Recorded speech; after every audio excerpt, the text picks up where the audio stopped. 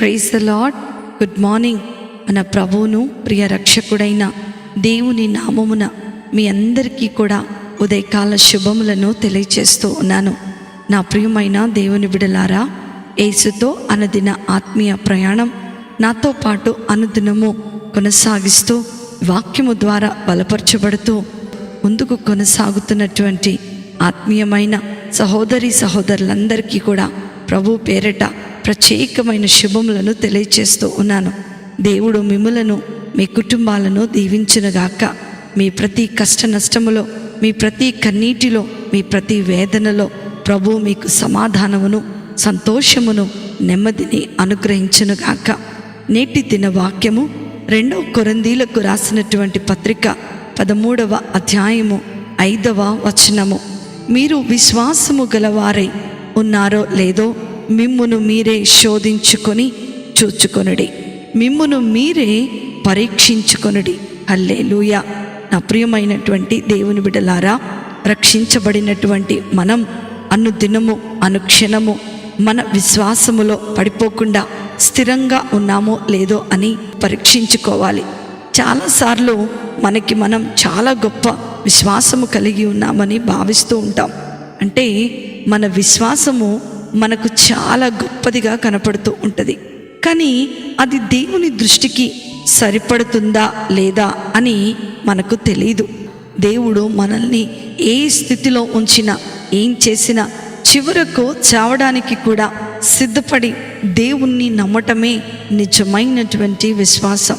మనకు మేలు జరిగితే దేవుణ్ణి విశ్వసించటం, కీడు జరిగితే దేవుణ్ణి నిందించటం అనేది విశ్వాసము ఎన్నడూ కూడా కానేరదు.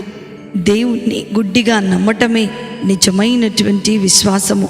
నా ప్రియమైన దేవుని బిడ్డలారా, దేవుడు అబ్రహామును తన ఒక్కగానొక్క కుమారుణ్ణి బలి ఇవ్వమని అడిగినప్పుడు ఒక్క మాట కూడా మాట్లాడకుండా తన కుమారుణ్ణి బలి ఇవ్వటానికి సిద్ధపడ్డాడు.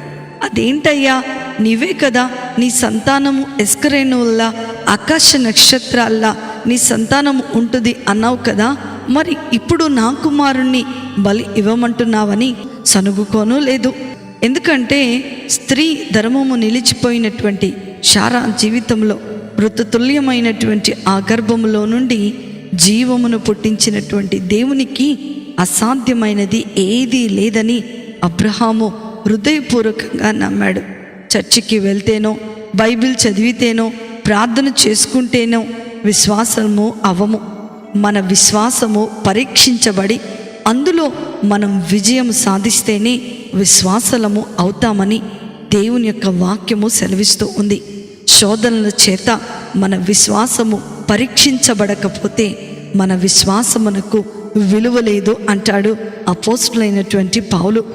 దేవుడు అందరినీ శిక్షించడు, కానీ ఎవరైతే శోధనల ద్వారా పరీక్షించబడటానికి అర్హులో వారిని శోధిస్తాడు. శోధించబడుటకు తగినంత విశ్వాసము మనకు ఉంటే దేవుడు మనల్ని ఖచ్చితంగా పరీక్షిస్తాడు. ఆ పరీక్షలో మనం నెగ్గినప్పుడు దేవుని ఎదుట మనకు మెప్పును, ఘనతను అనుగ్రహించబడుతూ ఉంటుంది. అందుకనే పేతురు రాసినటువంటి మొదటి పత్రిక 1వ అధ్యాయము 7వ వచనంలో మనం చూస్తే, నశించిపోవు సువర్ణము అగ్ని పరీక్ష వలన శుద్ధిపరచబడుచున్నది కదా, దానికంటే అమూల్యమైన మీ విశ్వాసము ఈ శోధనల చేత పరీక్షకు నిలిచినదై యేసు క్రీస్తు ప్రత్యక్షమైనప్పుడు మీకు మెప్పును, మహిమయు, ఘనతయు కలుగుటకు కారణమగును. హల్లెలూయా. నా ప్రియమైన దేవుని బిడ్డలారా, ఈ ఉదయకాల సమయంలో శోధనల ద్వారా పరీక్షించబడుటకు తగిన విశ్వాసము మనకు ఉందో లేదో అని ఖచ్చితంగా పరీక్షించుకోవాలి. మన విశ్వాసము దేవుని దృష్టికి అంగీకార యోగ్యముగా ఉందో లేదో అని దేవుని యొక్క లేఖనాల ద్వారా మనము అనుదినము కూడా తెలుసుకోవాలి. విశ్వాసముగా పిలువబడుతున్న మనం అవసరానికి దేవుణ్ణి ఆరాధిస్తున్నామా, లేకపోతే మన పరీక్షలో కూడా దేవునిని స్తుతిస్తున్నామా లేదా అన్నది ఈ ఉదయకాల సమయంలో గ్రహించగలిగినట్లయితే దేవుని గొప్ప మెప్పును, ఘనతను, సమాధానమును, సంతోషమును నీ జీవితంలో, నీ కుటుంబంలో నీవు అనుభవించబోతున్నావు. అట్టి కృప, ధన్యత, ఆశీర్వాదము వాక్యం వింటున్న దేవుని పిల్లలైన మీ అందరికీ అనుగ్రహించబడును గాక. ఆమేన్. కళ్ళు మూసుకున్నట్లయితే అందరం కూడా కలిసి ప్రార్థన చేసుకుందాం. మమ్మల్ని మిక్కిలిగా ప్రేమించిన మా ప్రియ పరలోకపు తండ్రి యేసు స్వామి, మీకున్నతమైన ఘనమైన నామమును బట్టి మీకు వందనాలు ప్రభువా. మేము ఈ లోకములో బ్రతికినంత కాలము నీ యందు విశ్వాసముతో నమ్మకముగా జీవించినట్లు కృపను అనుగ్రహించండి. మీరు మమ్మలను ఏ స్థితిలో ఉంచినప్పటికీ మిమ్మలను విడవకుండా మిమ్మల్ని హత్తుకునేటువంటి శక్తిని మీరు మాకు అనుగ్రహించండి.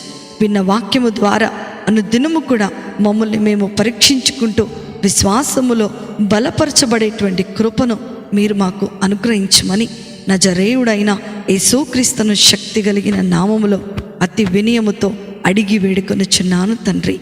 ఆమేన్, ఆమేన్, ఆమేన్. ప్రభు మిమ్ములను మీ కుటుంబాలను దీవించునుగాక. ప్రేమతో మీ సహోదరి శిల్ప జోసెఫ్.